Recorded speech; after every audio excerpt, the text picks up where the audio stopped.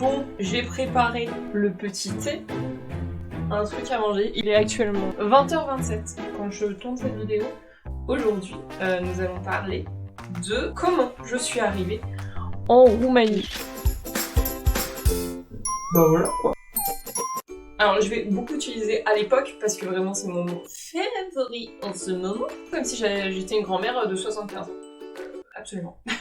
Bah, ça va faire presque 10 ans hein, que j'ai passé bac quoi. La réalité vient de me frapper en plein cœur. Alors, donc à l'époque, j'ai fait un bac S scientifique avec option SVT. Alors il faut savoir que SVT, physique ou maths, peu importe, bon c'était à peu près tous la merde, hein, on va pas se le cacher. Et j'avais une moyenne qui était pas si mauvaise que ça, mais qui était pas non plus parmi les premiers de ma classe quoi. Vraiment j'étais dans les 12 de moyenne. Et par contre ouais, au bac j'ai fini à 12,5 de moyenne. Donc ça allait quoi. J'avais demandé des prépas. À l'époque du coup sur APB, qui n'existe plus. C'est un véritable plaisir vraiment de paraître pour un ancêtre, hein. Vraiment j'adore. Donc j'ai demandé des prépas, comme beaucoup, parce que pour SVTO, on nous dit bah il faut faire prépa après son bac. Donc j'ai essayé en tout cas de rentrer en prépa. Prépas qui m'ont toutes été refusées. Après bon, j'avais demandé des prépas... des prépas de ouf, avec mon niveau... Et ma mère, au détour d'une conversation, me dit ouais pourquoi tu mettrais pas un BTS et tout. Et j'étais là en mode gros non. En fait je ne veux pas mettre de BTS parce que moi à l'époque dans ma tête de jeune fille de 18 ans, vraiment le BTS très peu. Je vais être hyper crue dans ce que je vais dire, attention, et je le retire, vraiment je ne le pense plus du tout. Puisque du coup j'ai fait un BTS. Mais vraiment moi à cette époque, le BTS dans ma tête c'était là où les cassos vont. Donc vraiment, j'avais pas du tout envie d'y aller. Et en fait, ce qui s'est passé à la fin de APB, parce que en plus à l'époque, j'ai eu du coup des problèmes avec le site APB, parce qu'il y avait 3 phases d'admission. Et au bout de la 3e, en gros, si tu répondais pas oui définitif, eh bien on t'envoyait sur la phase complémentaire où là tu n'avais que les places vacantes qui restaient dans les autres écoles qui potentiellement du coup pouvaient être attribuées. Mais c'était vraiment au bonheur la chance quoi. Au petit bonheur la chance. Au petit bonheur la chance. Et du coup, eh bien moi, dès la première phase, le BTS m'a accepté. Donc c'est un BTS en production animale, donc dans l'agricole. En Franche-Comté qui m'a accepté. Donc j'ai attendu pendant les 3 phases et à la 3e phase, j'étais toujours en attente sur le DUT que je voulais, sauf qu'à la 3e phase t'es obligé de rendre ton acceptation, quoi, ta décision, parce que sinon je partais en phase complémentaire et là pour le coup j'étais pas du tout sûre de ce qui allait se passer. Donc j'accepte et voilà même partie au mois de septembre en Franche-Comté à plus de 400 km de chez moi. Dans un monde que je ne connais pas du tout qui est l'agricole puisque je suis 100% citadine. Et vraiment, le choc culturel quoi. C'est pas vrai, c'était les meilleures années de ma vie, hein. Vraiment j'ai découvert des choses incroyables, j'ai découvert un monde que je connaissais pas, hein. Au niveau de l'apprentissage, des profs, tout vraiment, chacun son opinion dessus, voilà. Mais c'est vrai que moi, ces études, elles m'ont ouvert l'esprit sur la vie quoi. Et j'en remercierai jamais assez la vie pour le coup, de pas m'avoir... tracer mon chemin directement comme je l'avais prévu. Et je dis merci à la vie, je lui dis merci, je chante la vie, je danse la vie. Je ne suis qu'amour. Et je demande prépa par la suite, parce qu'il faut savoir qu'en fait, pour entrer en école veto, tu as 4 possibilités, en tout cas à l'époque, on en avait 4. Le concours A, le concours B, le concours C ou le concours D. Et à l'heure actuelle, il me semble qu'il y a le concours E. Voilà. Pour faire simple, le concours A, il s'agit du concours basique. La meuf ose dire basique. Le chemin le plus tracé, c'est-à-dire celui où tu sors de prépa, donc Waouh. Après le bac, tu rentres en prépa, donc BCPST, et tu tentes le concours. Le concours B, c'est celui de la faculté. Il faut que tu fasses une licence, je crois que c'est bio. Et alors, attention, warning, mais bon, ceci dit, si vous regardez cette vidéo, c'est que potentiellement vous êtes déjà dans vos études, donc tout ça, vous en battez les steaks. La licence, il n'y a que quelques écoles qui proposent la préparation au concours veto. Le concours C, c'est la voie pour les DUT et les BTS. Et le concours D, c'est pour ceux qui sortent notamment de médecine. Et à l'heure actuelle, le concours E, il faudrait aller checker sur le site de l'ordre. Donc du coup, comme vous vous en doutez, suite à mon BTS, je suis rentrée en prépa. Et moi du coup j'avais l'avantage du coup d'avoir fait mon BTS et ma prépa dans la même structure. Le concours que je n'ai pas eu, bien évidemment, ni l'écrit et ni l'oral, puisque pour aller à l'oral il faut avoir l'écrit. Voilà. Hein, c'est pas en ayant 4 en physique et en chimie. Non, je mens. J'ai eu 5 en physique et en chimie et j'ai eu 4 en maths. Voilà. Vraiment un plaisir, la prépa. Mais après, je mens parce que ça m'a appris quand même énormément de choses. Bref. Comme beaucoup, suite à la prépa, j'ai voulu redoubler. Donc j'ai fait des demandes dans différentes prépas qui n'ont absolument pas abouti, ou en tout cas pas tout de suite. Donc là, en termes de chronologie, donc vous passez le concours, on est au mois de mai.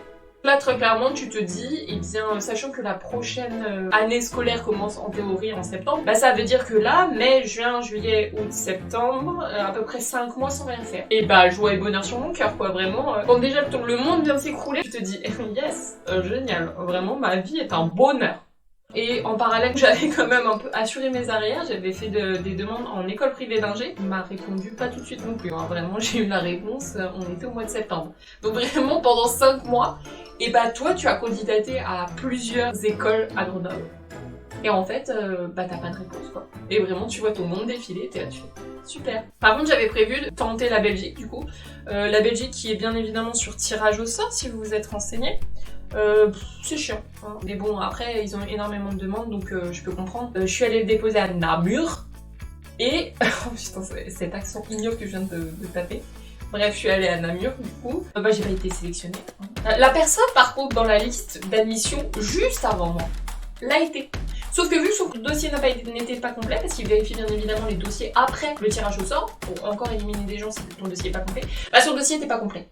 C'est-à-dire que toi, quand tu regardes la liste des résultats sur ton ordinateur et que tu regardes ton nom, hein, tu vas chercher ton nom et tu te dis est-ce que tes yeux, ils voient double. Vraiment, la ligne fait comme ça. Et là, tu fais... Et alors, du coup, tu prends une règle. Et là, tu fais oh, les bâtards. Donc, vraiment, un pire plaisir. Et puis, tu vois que la personne juste dessus, son dossier, il est pas complet. Voilà. Et j'ai une pote qui dit écoute, moi je me suis inscrite en Roumanie, pourquoi tu le ferais pas? Ouais, mais non, la reconnaissance, tout ça, en revenant de France. Et j'ai eu une conversation avec ma sœur qui m'a dit écoute, t'as quoi à perdre? Je fais ouais, mais l'argent, elle fait non, au-delà de l'argent. Pour l'instant, là, on n'y pense pas. C'est juste un dossier dont on parle. On te demande pas de l'argent maintenant, donc on va penser au dossier. Le dossier, tu l'envoies en Roumanie. Il t'accepte. Bon, là, on pensera à l'argent et on verra, tu vois, et on en reparle. Il t'accepte pas, bon voilà, la vie elle est finie, et enfin tu passes à autre chose et basta quoi. Elle fait ça te coûte quoi? Juste le dossier, ça te coûte quoi de l'envoyer, si ce n'est genre peut-être 30 balles d'envoyer le dossier en Roumanie. Tu les as? Au pire elle me fait je te les avance. Je dis ouais effectivement t'as raison, ça me coûte rien. Elle me fait ouais parce que vraiment genre c'est soit de toute façon tu as fait déjà une croix dans ta vie pour veto là parce que personne te répond. Donc c'est soit en fait t'as rien et tu passes à autre chose, soit ils te disent oui. Et dans ces cas-là, tu réalises potentiellement ton rêve, quoi. Et là, je me suis dit, je sais pas. Et dans ma vie, vraiment, ça a fait tilt. Et je me suis dit, ok, on va faire ça. Et donc, j'ai envoyé mon dossier sur la seule école qui proposait encore à l'époque une admission en septembre. Et j'ai été acceptée. Le 9 septembre, j'avais une interview. Et en même temps, à peu près, j'ai l'école d'ingé, pour le coup, de Lille, qui me dit... nous on vous accepte. Et le vendredi, je passe mon interview du coup pour l'école de Roumanie. Et à la fin de l'interview, ils me disent vous êtes accepté. Incroyable. Et alors vraiment je crois le plus drôle, c'est que je vous rappelle, j'avais quand même fait des demandes pour redoubler. 1 heure après, même pas genre 5 heures, non, 1 heure après, j'ai une prépa qui me retéléphone en me disant voilà, sur la liste complémentaire et tout, on est à vous en gros, et si vous voulez, on a une place qui vient de se libérer. Et là, je fais écoutez, je vais être acceptée dans une école vétérinaire en Roumanie, donc ça va être non. Bonne journée. Et voilà. Donc là, c'est le moment où un peu en panique, parce que j'avais ma rentrée le 19, donc j'avais 10 jours pour tout préparer et partir quoi. Donc on prend les premiers billets d'avion qui nous tombent sous la main. Je suis arrivée finalement à Iași le 15. Ouais, le 15. C'était la première fois que je prenais l'avion tout seul. Ah merde, un délire. Donc je partais de Paris, je faisais Paris-Bucha, Bucha-Iași. Mes parents m'emmènent à l'aéroport. À cette époque, les deux travaillaient, donc je pars avec une valise. D'ailleurs, ce qui est très drôle, puisque la plupart du temps, il y en a qui en prennent 3, 5. J'ai des copines qui sont venues avec 7 valises. Moi qui étais toute seule, j'ai juste pris une valise en soute. Et avec le peu d'informations que j'avais sur la Roumanie à l'époque, bah c'était que les hivers étaient froids, donc vu que les vacances c'est au mois de décembre, moi dans ma tête c'était que vous allez avoir froid, bah je suis partie avec mon manteau de ski. Vous prenez l'information, vous la prenez pas, vous en faites ce que vous voulez, vraiment. Donc le résumé de ma valise, c'était à peu près des pulls, mon manteau de ski, et puis on était bon quoi. Sauf que ça s'est pas vraiment passé comme ça. Déjà parce que les premiers jours que j'ai passé à Liège, vraiment c'était une chaleur étouffante as fuck, il faisait à peu près 29 degrés. J'étais pas du tout équipée pour en fait. Mais bon. C'est vrai que je pars avec une valise, et comme diraient certains, mon couteau quoi. Donc j'arrive à Buka, j'ai fait 3 allers-retours dans l'aéroport parce que je comprenais pas où était l'aire de départ. Ça se dit pas air du tout, mais je n'ai pas le mot actuellement. Et j'ai fini par trouver, à refaire enregistrer ma valise, etc. Je vais dans la zone nationale du coup, puisque là c'était Buka-Liège que j'allais faire. Et c'est très important parce que vraiment ça m'a choquée. Ok, Emmanuelle, on rappelle, arrive toute innocente, comme ça, c'est la première fois qu'elle prend l'avion, et c'est la première fois qu'elle prend l'avion toute seule. Donc c'est important pour moi. Et donc on descend, et on nous fait monter dans un bus. Alors déjà dans ma tête ça bug, puisque je me dis mais c'est-à-dire que moi j'avais prévu de prendre le couloir. En principe il y a un espèce de tube qui t'emmène à ton avion. Pourquoi vous me faites monter dans un fucking bus? Et le bus part, je le vois rouler sur le tarmac hein, et aller loin de l'aéroport. Et là je me dis c'est quoi ce bordel? Vraiment dans ma tête je me suis dit, je me suis passée en boucle, est-ce que j'étais dans le bon truc, est-ce que j'ai bien pris? Et après je me suis dit bon on va se calmer parce que tout le monde parle roumain autour de toi donc déjà bon, tu devrais t'en sortir. Qu'est-ce que vous nous chantez? Et là je vois plusieurs types d'avions et on les dépasse. Et là je vois d'autres types d'avions avec écrit Tarom, la compagnie que je prenais c'est la compagnie nationale de Roumanie, des récents, et des avions avec hélices, avec des hélices quoi. Bah moi j'ai peur. Un avion à hélice pour moi ça ne dépasse pas les nuages. Donc on nous fait monter les marches, vraiment des toutes petites marches pour monter dans l'avion. J'arrive dans un avion où il y a pas 3 sièges mais 2 de chaque côté avec un couloir tout petit. Le truc au-dessus de toi pour mettre les bagages n'est pas un truc à clapet, mais un truc avec des filets. Vraiment, j'avais l'impression d'être à Hawaï sans la plage, le soleil et la chaleur, quoi. Vraiment, je me suis dit, on va pas d'une île à une autre, là. On va quand même à une ville qui a plus de 200 km. S'il vous plaît, un peu de respect. Je n'ai pas envie de mourir maintenant. Et vraiment, j'ai prié pendant tout le vol. Parce qu'il faut savoir que quand tu montes dans un avion à hélice, oh oui, ça fait du bruit. Mais pas du bruit comme tu peux avoir dans un avion basique et insonorisé. Et que là, ça te démonte les tympans, quoi. Et vraiment, l'avion fait comme ça. Et là, tu te dis, mais je suis où? Pourquoi? Qu'est-ce que j'ai fait dans la vie pour mériter ça? Je vous aime les Roumains. S'il y a des Roumains qui me regardent, je vous aime, sachez-le. Hein. Mais alors ce jour-là, vraiment, j'ai cru que j'allais mourir dans cet avion. Et d'ailleurs, en 6 ans, je n'ai jamais repris d'avion avec des hélices. Il faut savoir. Donc vraiment, la seule et première fois dans ma vie. Il y a des gens qui vont se dire derrière cette caméra, et vous avez le droit de me juger, il n'y a pas de souci. Oui, mais pour aller à Hawaï, oui, mais encore une fois, vous avez la chaleur, les tropiques, enfin la plage, il y a un truc, tu vois. Moi, j'allais dans un pays froid, vers le froid. Y a pas les tropiques là. On part, on fait le vol. Vraiment, je saigne des oreilles du coup puisque le bruit est insupportable. Le commandant de bord, oui, on va bientôt arriver à Liège. Il fait un super temps dehors, blablabla, blablabla. Le truc quotidien, ok, super. Enfin, plutôt moi, ce que j'ai entendu, c'était parce que je rappelle, je ne parle pas roumain, et en plus, à cette époque-là, vraiment, mon anglais, c'était mon anglais scolaire. L'accent roumain derrière, plus, je rappelle l'avion, je n'ai absolument rien compris, si ce n'est Liège. Voilà, c'est tout. Qui annonçait du coup la descente, très bien, et je vois le sol se rapprocher, et je me dis, c'est fou, parce que vraiment, y a des champs, quoi. C'est-à-dire que je ne vois pas de piste. On est en train de descendre, vraiment le sol commence à se rapprocher très fortement. Hein. On passe au-dessus de maisons qui ne sont pas des maisons. Vraiment, je voyais des maisons en bois. Type cabane, quoi. Cabane dans le jardin. On se rapproche, et je fais, mais en fait là, on va atterrir dans un champ, monsieur. Je me suis dit, mais on va écraser une vache, j'en sais rien. Je vous jure, wesh. Il y a des champs. Il y avait des champs partout. Et je me dis, on va atterrir dans un champ, la pampa. Je me dis, ça y est, entre l'avion à hélice et la pampa, Bah non, en fait, on a atterri bien sur une piste, mais alors une toute petite piste, hein, la piste faisait comme ça et tout. Et là, je me dis, mais ils sont où l'aéroport? Et on tourne, et là, je vois des entrepôts. Ce n'est pas des aérogares comme nous, on a connu, genre type CDG. Oui, je rappelle, je suis quand même, je viens de région parisienne, ok. Moi, vraiment, je ne connais que les grands aéroports. Et encore, Lucas, c'était salé, tu vois. Et là, on se tourne. Ouais, il y a 2 entrepôts. C'est 2 entrepôts. Oh, cette voix des tuches. Je suis très ému. Finalement, je finis par arriver à bon port. Je récupère ma valise qui avait claqué, entre autres. Et sachant qu'à chaque fois que j'ai pris des bagages en soute, ils ont réussi à me les éclater. Je propose la Roumanie, je pense que c'est eux les sauvages. D'ailleurs, si un jour vous allez dans le terminal national, alors le terminal international est très bien. Le terminal national est un peu rustique. Donc je récupère des sous et je réussis à avoir un taxi. Très compliqué à l'époque d'avoir un taxi parce que vraiment je ne comprenais pas le fonctionnement, si tu pouvais les interpeller ou pas. Et en fait là où j'ai récupéré mon taxi n'est pas du tout là où il faut récupérer les taxis. Et la connasse, puisque du coup j'avais lu qu'effectivement fallait faire hyper attention, qu'ils mettent bien le compteur en route. Genre au moment où on est parti, j'ai vu qu'il appuyait pas et du coup j'étais là en mode genre mettez-le quoi. La connasse. Il fait oui, da. Et il part. Oui, il finit pas, il le met. Il a dû dire vraiment connasse quoi. Il est très gentil, il a essayé de faire la conversation du coup en français. En 6 ans, vraiment un des plus mignons taxis que j'ai eu.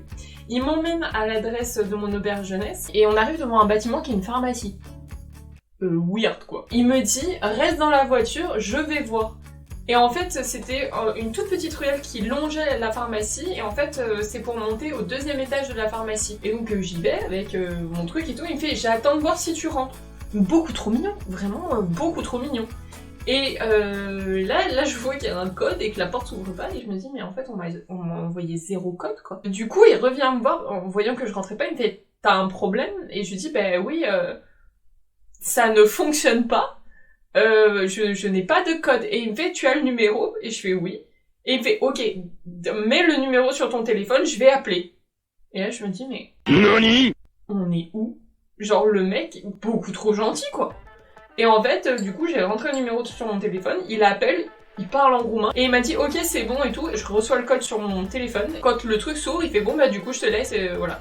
Et je fais, mais merci beaucoup, quoi. Et je lui avais donné, genre, 2 lait en plus, enfin, vraiment un truc ridicule.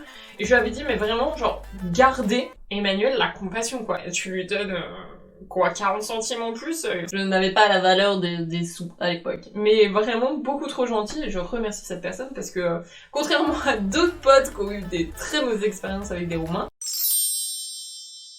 on a eu quand même mon ancienne coloc, l'une des premières fois où elle est venue, le mec déjà leur a demandé 50 €, et pas genre 50 lei, ce qui ne les fait même pas puisque de là où on habite, sachant que moi j'habite dans l'un des points les plus éloignés de Iași, donc entre chez moi et l'aéroport, il y en a pour 30 lei. Donc déjà là où il l'avait déposé c'était beaucoup plus près, c'était pas du tout 50 lei, et en plus là il lui demandait en euros, gros tu nous as pris pour qui? Pour un pigeon? Et donc, cette coloc lui a dit bah non, en fait, genre, vraiment pas du tout, je ne vais pas vous donner. Et en fait, le mec a commencé à les menacer et a sorti un couteau. Alors, oui, ça peut faire peur. Sachez que tous les Roumains sont pas comme ça non plus. Alors, voilà. Il faut savoir que moi, je me sens beaucoup plus en sécurité en Roumanie qu'en France. Vraiment beaucoup. Je n'ai jamais été emmerdée dans la rue à n'importe quelle heure. Voilà, c'est des choses malheureusement qui peuvent arriver. Alors, ça pourrait arriver aussi en France, donc bon. Je dis rien. Et d'ailleurs, très récemment, j'ai eu des potes qui ont eu des problèmes avec des jeunes qui avaient genre 10 piges, quoi. Et en plus, Iași, vu que c'est une ville qui est très très étudiante, c'est très rare à l'heure actuelle que je sorte dans la rue maintenant et que je n'entende pas parler français. Les premiers temps, quand je sortais en Roumanie, ça arrivait où tu passes des fois à côté de certains mecs. Le pire, c'est quand tu parles, du coup, c'est souvent quand j'étais avec des potes parce qu'on parlait français, et ils étaient là en mode et ce genre de réaction complètement stupide, hein, on va pas se cacher. Et je crois le pire, c'est le « Voulez-vous coucher avec moi ?» C'est bien, tu ne connais qu'une chanson en français, c'est la pire, quoi. Vraiment, génial. Donc, voilà. Mais ça m'est arrivé dans mes premières années, et à l'heure actuelle, vraiment, ça m'est jamais réarrivé. Après, est-ce que c'est parce que je suis quelqu'un qui ne sort pas beaucoup? Peut-être. Ça peut expliquer bien des choses. Je pense vraiment que les gens sont habitués à avoir plus d'étrangers à Iași. Vraiment, je vous dis, impossible de sortir maintenant. Vraiment, tu ne peux plus insulter les gens dans la rue. Je ne fais pas ça. Je ne fais pas ça. Mais c'est vrai que t'as cette tendance, quand t'es dans un pays étranger, au bout d'un certain temps, à parler plus librement, sans penser au fait que les gens peuvent t'écouter, etc. Parce que les gens comprennent absolument rien à ce que tu dis. T'es beaucoup plus libre dans ce que tu dis. En plus, enfin, nous, les Français, on n'est pas du genre très discret, hein, je vous assure. Donc, quand tu sors, ouais, ça c'est drôle. Finalement, je suis restée 4 jours en auberge pseudo-jeunesse. Je vous dis pseudo-jeunesse parce que quand je l'ai réservé, il y avait écrit Hôtel André. Je sais pas s'il existe toujours. Quand t'arrives, c'est pas des chambres individuelles, pas du tout. T'as 2 grandes salles et t'as des lits superposés. Et j'ai rencontré d'ailleurs 2 autres personnes de ma promo dans cette auberge. Et il faut savoir que nous, en fait, ma promo, on est la première vraie promo de Yash, puisque il y avait une française avant qui a fait d'ailleurs notamment la réputation entre guillemets de Yash, qu'on a parlé. Quand nous on est arrivés, elle rentrait en 3e année en fait. Et cette fille, dans leur classe, ils étaient 5. L'année d'après, il n'y a pas eu de dossier qui a été déposé à Yash, donc pas eu d'ouverture de classe. Et l'année d'après, et bah du coup c'est notre année. Donc vraiment l'année test ou quoi, l'année charnière. Et c'est pour ça que il y avait un peu rien qui était prévu. On n'avait pas vraiment de personne sur qui se reposer pour avoir des renseignements. On a découvert les choses au fur et à mesure quoi. Et c'est quelque chose d'ailleurs qui reste, puisque on continue à aider les nouveaux arrivants, les nouveaux étudiants pour leur faciliter la vie, tout ce que nous on n'a pas eu finalement, le transmettre. Et c'est vraiment d'ailleurs en ça que cette chaîne elle est créée, c'est vraiment pour aider les futurs étudiants quoi. Donc il y a quelqu'un sur notre groupe de classe qui a proposé de se rencontrer une journée en fait avant la rentrée, ce qui a été une super initiative puisque comme ça on n'arrivait pas le premier jour à se regarder. Et on s'est retrouvés dans un resto, et alors beaucoup trop drôle, puisqu'il y a une fille, je bug quoi, je bug clairement, et je vois qu'elle bug aussi, genre. Et en fait le soir du coup je suis rentrée, j'ai mis ma casquette d'espion et je suis allée sur le Facebook de cette meuf, et en fait je me suis rendu compte qu'on avait fait une partie de nos études au même endroit. Quand j'étais en BTS, du coup elle était dans la prépa du même lycée agricole où j'étais. Excusez-moi mais le monde est beaucoup trop petit. Le monde agricole m'a appris ça, que le monde était petit, mais alors là jamais j'aurais pensé qu'en Roumanie je puisse trouver quelqu'un qui était finalement dans le même milieu que moi. Enfin, incroyable, incroyable. Et c'est quelque chose qui est resté finalement au fur et à mesure des années. Donc si tu viens à Yash, si vous venez à Yash, sachez que, en tout cas j'espère, puisque je suis censée partir l'année prochaine, dernière année oblige, on a fait en sorte de perdurer la chose et d'avoir une rencontre avec les futurs étudiants à la veille de leur rentrée pour que tout le monde fasse un peu connaissance, pour qu'ils fassent connaissance aussi avec leurs seniors, parce que c'est beaucoup fun et c'est là où tu peux avoir des infos aussi, les rassurer sur certains points, leur dire que sur d'autres points ça sera la merde, et puis de leur dire que on est tous dans le même bateau, que si vous avez besoin d'aide, les gars n'hésitez pas quoi. Et ça, c'était mes premiers jours avant de commencer, et puis après on a eu la réunion de rentrée où clairement on nous a fait venir pour une demi-heure, ce qui est toujours le cas. Hein. J'espère vraiment que l'année prochaine ça changera, mais en attendant, vous attendez pas à grand chose. Le premier jour de la rentrée en général, vous avez une demi-heure de réunion avec le dean ou le vice-dean. À cette réunion de rentrée, la remise des prix des majors de promo de chaque année, et du coup après vous avez la réunion de bienvenue pour les premières années. Voilà, vraiment grosso modo ça dure une demi-heure, 1 heure max quoi. C'est la première journée. Mais je pense qu'à peu près c'est tout le monde pareil pour le coup. La rentrée ça a jamais été très ouf, on n'a jamais attaqué de but en blanc quoi. Après j'ai pas fait mes études du coup en France pour la faculté, donc je suis pas sûre. Je pense qu'on arrive au terme de cette story time arrivée en Roumanie, et puis n'hésitez pas à dire en commentaire votre ressenti si vous avez été déjà en Roumanie, ou ce que vous avez vécu par rapport à vos premiers jours et tout. J'adorerais le lire, vraiment, ça sera trop top. C'est vrai que moi, avec cette histoire, je pense vraiment de tout, l'arrivée en Roumanie, l'avion à hélice. Excusez-moi, mais encore une fois, l'avion à hélice. T'as peur, mais ça vole au-dessus des nuages. C'est tout ce que j'en retire. Et sur ce, papa!